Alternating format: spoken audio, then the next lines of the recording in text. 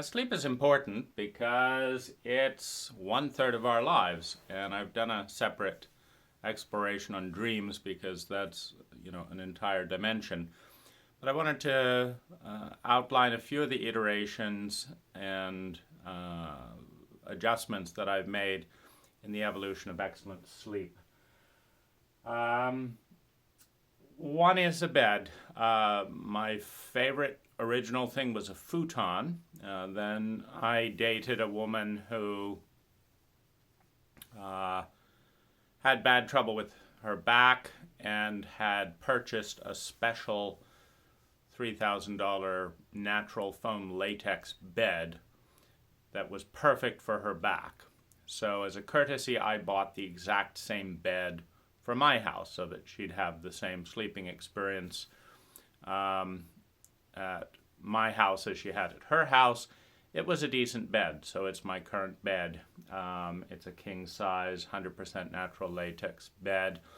I like it being on the floor so that I can roll off of the bed. I can fall down onto the bed. I can leap onto the bed. I like pouncing. And I can also grab things on the floor, that I have around the bed and stuff. So that's all part of it. The setup of going to sleep and waking up, I have a remote that turns off all the lights in the room, another remote that adjusts the heat, a set of pens, usually 2 or 3 different types of idea journal books, and then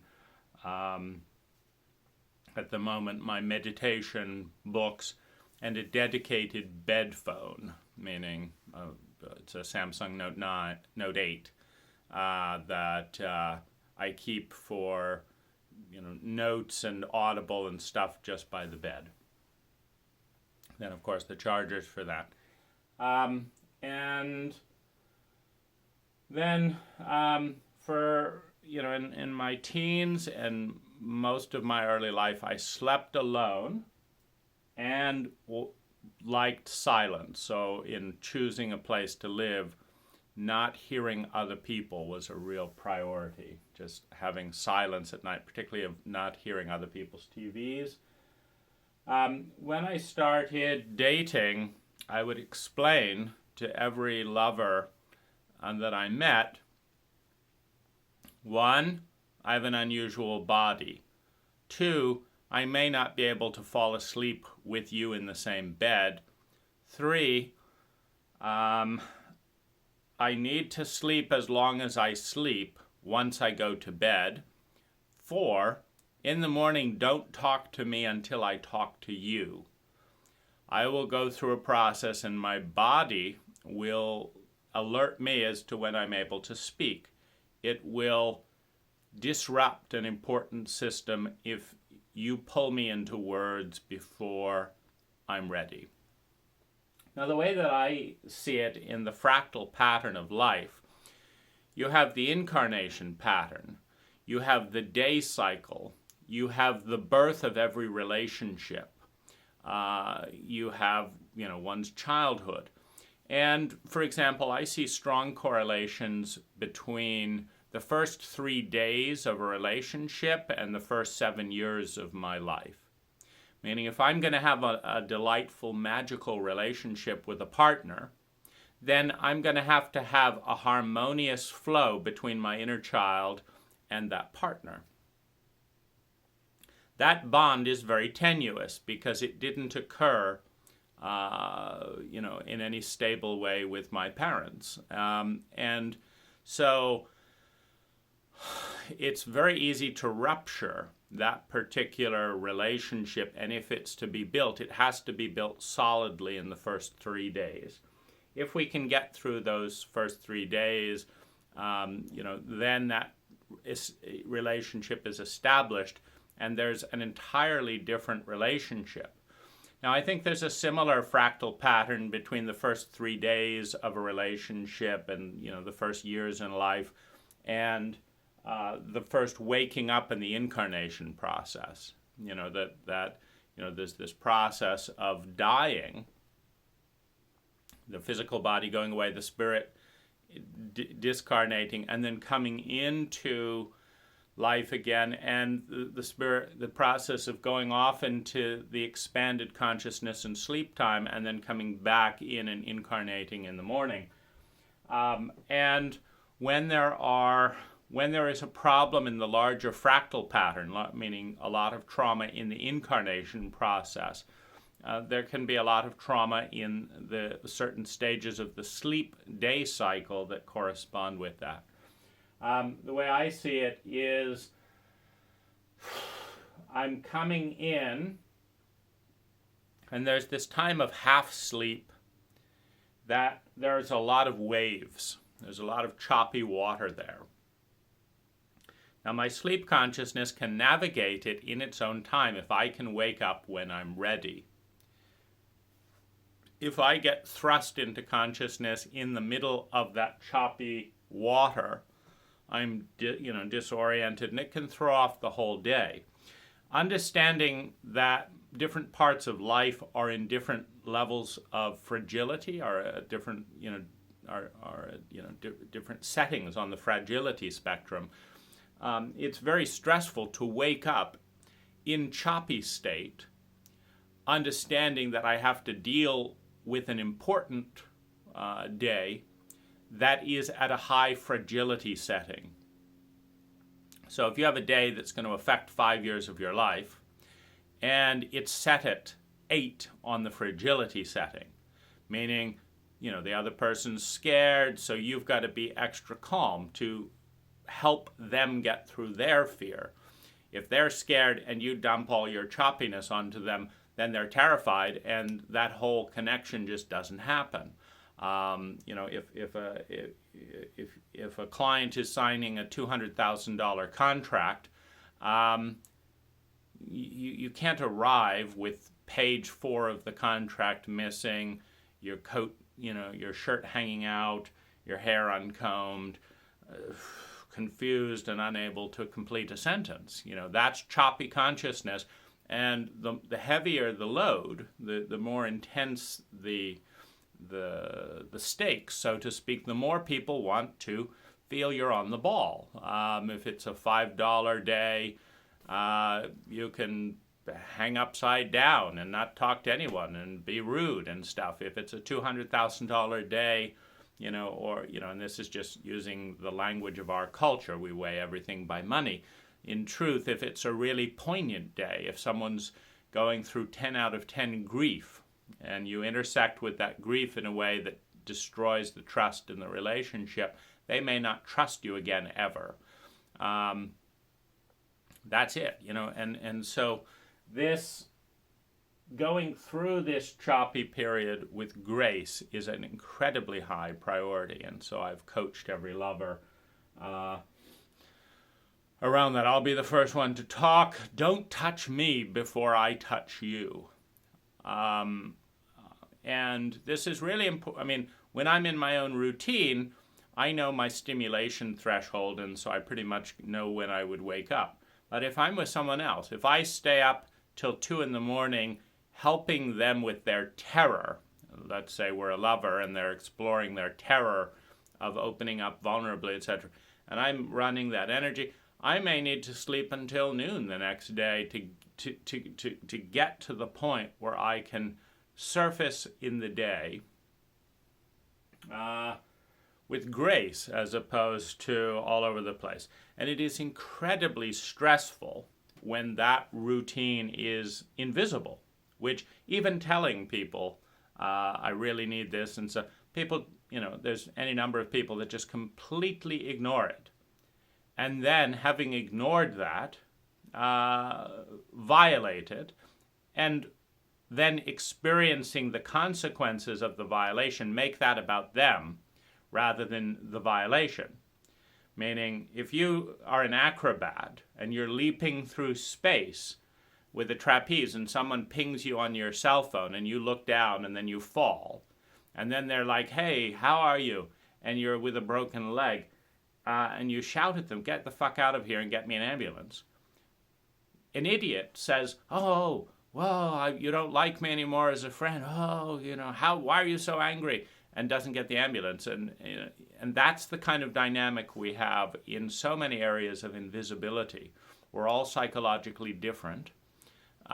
We have no framework for psychological education. There's not been a single person in my entire life who has said, you seem like a sensitive person. How do you like to sleep, and how can I bring out the best in your sleep? Because I want to support you in being at your best, and so I need to know this. And I'm going to do it, and I'm not going to take it personally. Now, it would be nice if every single human being asked that question. So we have, the ideal is everyone asks that question. The worst possible scenario is no one asks that question. And then a good number of people get uppity when you volunteer the information anyway. So we're at very close to worst case scenario culturally. And it's just bizarre. I'll often cover my face. That helps to create a sense of cocooning and isolation. This ties in with, I think, in part the need for familiarity. When there's a lot of shock during infancy and trauma during infancy, there's a lot of fear, a lot of anxiety, and so the sense of cocooning, the sense of control, the sense of things are not moving around. I kept my childhood duvet for about 15 years into my adulthood. I had a favorite pillow. I still have a favorite pillow that I'll often travel with.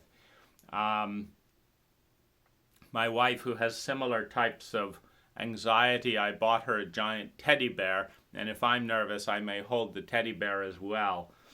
I feel very happy in those states if my dog he often knows that, and so he comes up and he nests on my heart.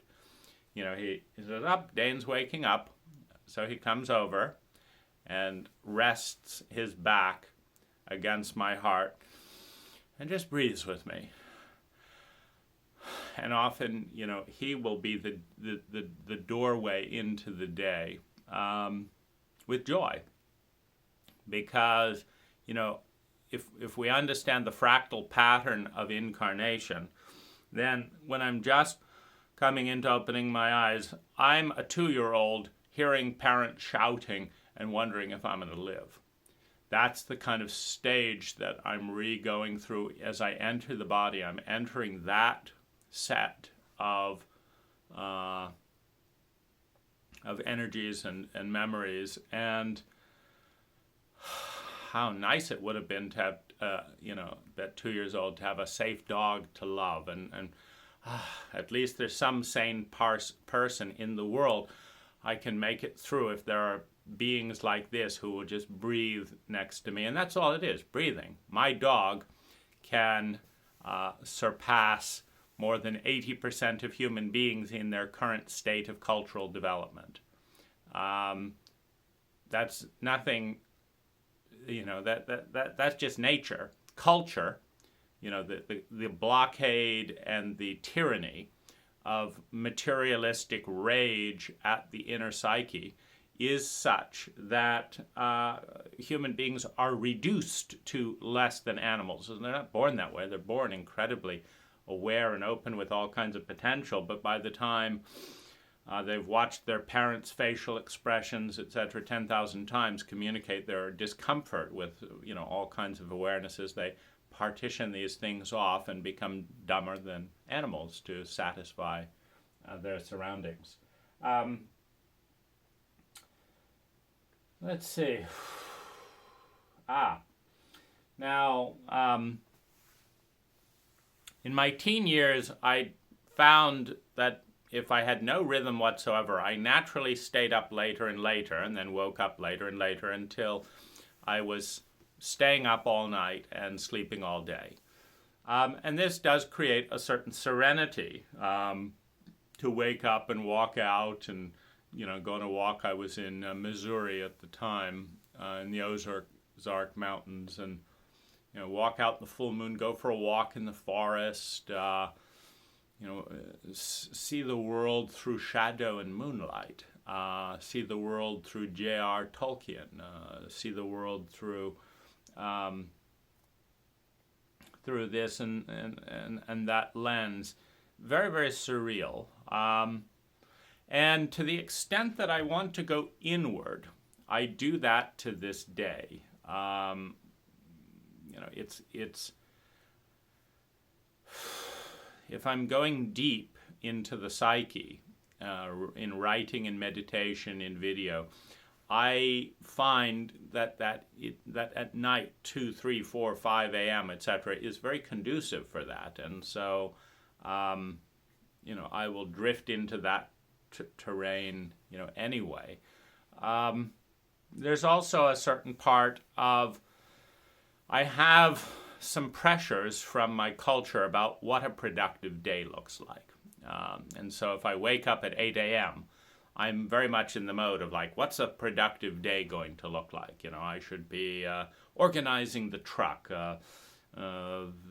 going out and prospecting, whatever it is, working on this, working on that. And there's this sense of that. When I wake up at 8 p.m., having gone to sleep at 10 a.m., I don't feel any of that. I have a sense of a transient, lucid, just liquid-like state. That's where do I want to explore? And there is no time. When you're waking up at 8 p.m. or 6 p.m. or 5 p.m. or whatever it is, there's no rule. There's no like when you wake up at 5 p.m. you're supposed to go to the post office. Well, they're closed. You're supposed to have a good breakfast. Is this really breakfast at 5 p.m.? So it's far more unstructured. And there is both a crisis around that because then the ego has to figure out, well, what am I going to do at this time? And sometimes it feels too heavy. It's like, what should I be doing with my life? And this is one of the everything has a double edge, a double face, a positive and negative expression. The amount of freedom I've been able to create for myself at various points in my life affords me months of this kind of just, like 6 months of the year, I might have I don't have a single appointment in 6 months. So it's all, well, how should I be organizing my life? What should be done here? Do I mind that I'm waking up at 5 p.m.? Is that what's going on? And there are not very clear, the culture, of course, is, well, that's not normal. But any intelligent person knows that that's an absurd argument, understanding, how brutal, cruel, and insane so many of our cultural norms are, whether it's war, the CIA, whatever. These are all very normal things in our culture, bullying, The fact that something is not normal is in general a compliment. But it's no absolute better. The fact that it's not normal just means good. You've begun thinking. When it's not normal, you can have better than normal or worse than normal. Now, it's not hard to be better, but there's very few. The culture is so lazy at determining why it did its norms. Nobody will sit down and explain to you the fact that you should be normal in this way because of these benefits relative to any other option. They're just too lazy. It's just like, do it because we're all doing it. And the fact that it's absolutely absurd, we're too busy doing it to talk about it, and so just do it anyway. And that's unsatisfying. But so is just doing it because it's not normal. I mean, that's equally unsatisfying. So then there becomes this grappling with cultural design and value hierarchies. Should honesty be more important than pleasure, or pleasure more important than honesty? And in what context? And what's the ripple effect? If you take 100,000 people and they all prioritize pleasure over honesty, and you take another 100,000 people and they all prioritize honesty over pleasure, who's the happier group at the end? Who has, because if the murder rate jumps, precipitously when pleasure over honesty, well, does anyone want a high murder rate? So then a lot of these things have to be sorted out through experimentation, and nobody's doing the experiment. There have been 10,000 cultures in human history. They all think they're right, and nobody does any of the cross-examining to say, well, Denmark's doing better than the U.S. here. The U.S. is doing better than Denmark here. Canada's doing better than both of them here, and terrible over here. Nobody's doing that because every cult relies on the default of we're right, because that's what we do, because that's what we've always done, and that was good enough for my dad, and it should be good enough for you, and I'm going to hit you if you ask too many questions, which is an incredibly dull way of analyzing any cult. So in the day, reverse, etc., it's, I'm still learning, and freedom without metrics, without observing and measuring metrics that say, because there's benefits to routine, and then there's benefits to chaos, and then there's benefits to fitting in with the rest of the world, and then there's benefits to not fitting in with the rest of the world. And so, it's obvious when I need to make money, which is about 4 to 6 months of the year, when I need to make money, I can't install gardens and design gardens at 3 a.m. I've got to do it, roughly. Usually what I'll do is I'll work into the evening until dusk and start, 11 or 12 or something, and kind of meet in the middle of the daylight hours or something like that. And still get it done early and all of that. And now my crew likes to do work early, and so they'll do most of the work, and I'll work within more of my routine. But that's been a whole tendency. I always lean towards staying up at night, sleeping in the day, and it's not entirely positive, it's not entirely negative, and so sorting out how to adjust that back. In general, for example, I would say that if I'm depressed, feeling spacious, feeling ungrounded, feeling anxious, and needing to get stuff done, I switch to the cultural norm. That's as a general rule, a set routine, waking up, 9 a.m. or 8 a.m. or something like that, and then doing a routine and getting stuff done will alleviate all of that type of energy. When I'm feeling lonely, when I'm feeling miserable, when I'm feeling pain, but have plenty of money and don't have pressures and stuff, I will often move in and out. Sometimes I will sleep 3 hours, wake up 2 hours, sleep 2 hours, and that brings me to my last experiment at the moment. I've been reading the Seth material again. I read it in my teens, and now I'm reading it again. And Seth suggests that it would be beneficial to sleep in 4 to 6 hour time blocks, maybe have 1 or 2 of them, and have naps, and just play around with time in a 24-hour cycle. And he also suggests the same about food. Don't just eat huge meals, eat maybe 4 to 6 light snacks throughout the day as opposed to these huge meals. So I'm playing around with that right now, and I can confirm that some of the most luminous states in my life have had that kind of vibe to them. Where I may be laying on the floor. Let's say I have a broken arm and I'm laying on the floor. I'm in pain. And so I'll do that naturally. I'll wake up for 2 hours, maybe watch a movie or something, then sleep. I'll journal, sleep. And then what I get is this liminal state between waking and sleeping. And some of the most transcendent and beautiful moments of my entire life are in liminal state, where the juggling of night and day, sleep and wake becomes so fluid that I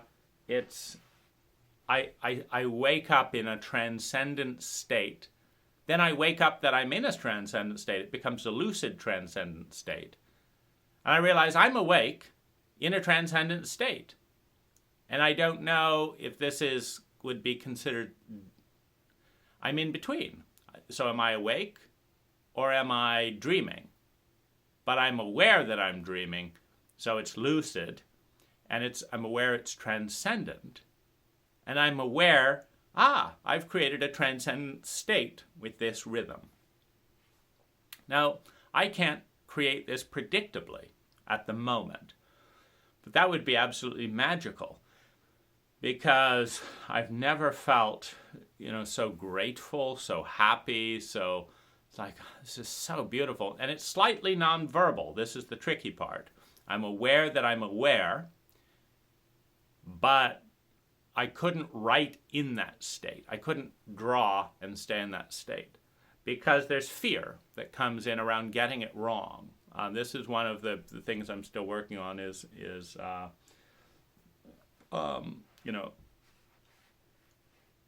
I have a very frightened ego of making mistakes and getting things wrong, and I also have a very concrete, when I'm in this state where my ego wants to go does that mean I'm going to say yes to this woman in relationship or no? Does that mean I'm going to confront this person about this fight, or I'm going to avoid it and just end the relation? What does that mean? Usually what my ego because my ego is terrified of having to navigate life, because there's so many things that go wrong, that go the exact opposite of the way I want them to go. And then the ego feels shame and blamed and punished and unlovable. And that's the last thing he wants to feel, is shame, blamed, punished, and unlovable. And so he's always like, am I going to get in trouble for this? Am I going to do this? Now, these transcendent states, the ego blossoms out and says, this is wonderful. This is how I want to feel. I want to feel lovable. I want to feel everything's wonderful. I want to feel it's peace and this, and that, and the other. And then he goes, well, what do I do in this most difficult area of my life to feel this way here? How do I get my life to feel this way here? The mayor of San Rafael is not talking to me about the homeless statistics in thing. Do I capitulate and just pretend that it's fine that we have an insane local government? Or do I fight him? Do I sue him? What do I do to actually get an intelligent response from local government around homelessness? I don't know. How do I get this feeling into this state? And am I a bad person if I fail and stuff? And so this is very much, the very young, terrified child afraid of being punished that didn't mature because there was just so much trauma and stuff. And so this part of, and then that energy is very nonverbal. And so there's not a real answer. And so the ego is like, well, then how do I know I'm not going to be punished? And there's no real answer around that. It's just kind of an opening up into that energy. And I don't know how to do that. I just did it, meaning I've opened up into that energy, and it feels great. But I don't have a plan. I haven't linked this kind of resonant state with a strategy for how to take it into various difficult things. I just know how to go into it, and then there's this kind of background thing that says, I'm not going to be in this state when I'm confronting the mayor. I'm going to be in a combative, or I'm going to be feeling all his fear. Or so if I want to be in this state, do I just avoid all conflict? And even that, that mind can't be in this state. And this state can't be in that mind. But there's some part of my brain that says, well, surely you've got to be in rational, strategic state some of the time. And how do you do it? How do you bring this state into that state? And is it irresponsible? Just all that is just very, very interesting. And like so much in life, there's no one to talk to in this culture. It's like I can't go knock on the neighbor and say, look, I've got this state here. Can you see it? No, I have no idea what you're talking about. And then I've got this panicky situation here. Do you understand that? Oh, I understand that. Well, how do I bring this state that you can't see to connect to here? How do I do that? You're one of my neighbors? Why are you coming to me? Well, we're human beings, aren't we? You know, isn't that what neighbors could be in a more healthy world than ours, where you'd actually have meaningful interactions like this? No one's ever come to me in my entire life and said, hey, I'd like to know this. I think it would be absolutely delightful. I would say, come on in. This is an interesting neighbor. But that's not my neighbors. I've tried. And so it's...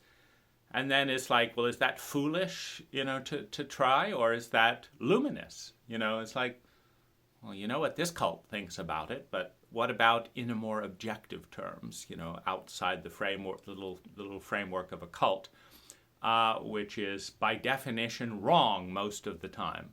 Every cult throughout human history has been wrong much of the time, including ours, although every cult has pretended it was 100% right and thus shouldn't be questioned. So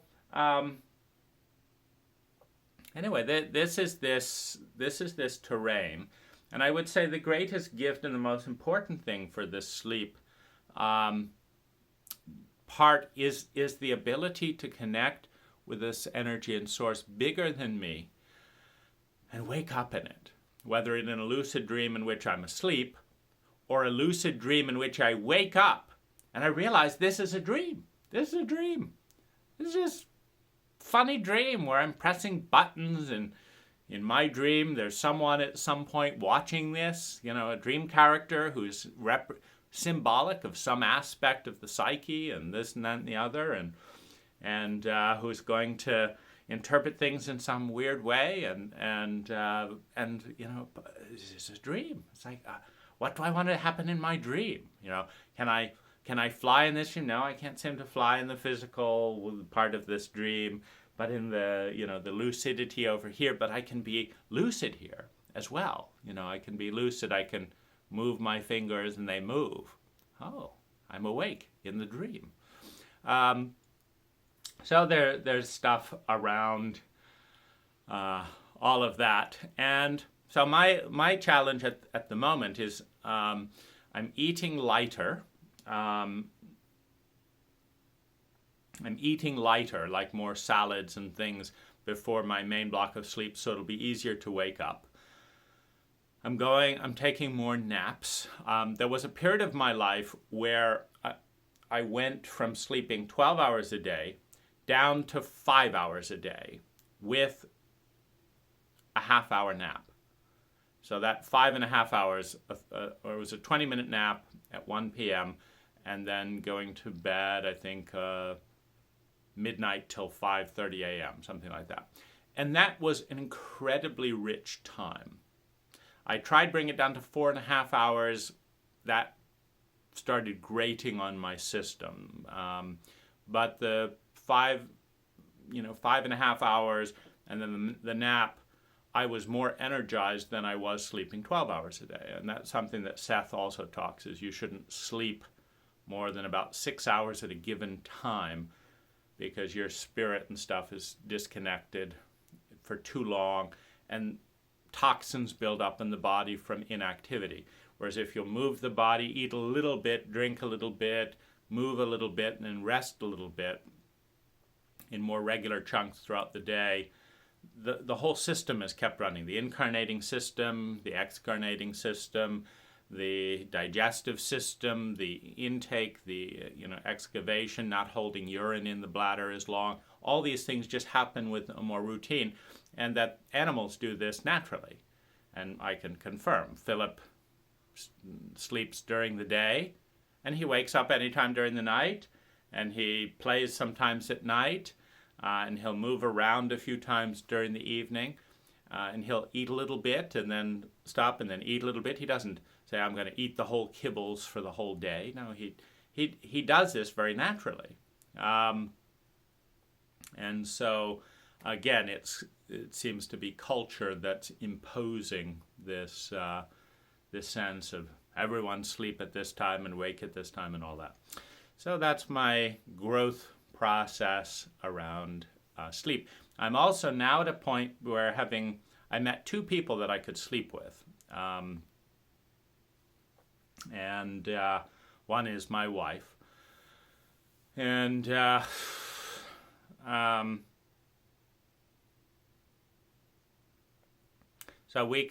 I have a lot more flexibility in some of this, area today than I had before. And so it just goes to show that every 5 years or 3 years or so, there's some kind of noticeable change, and all of these domains are in flux.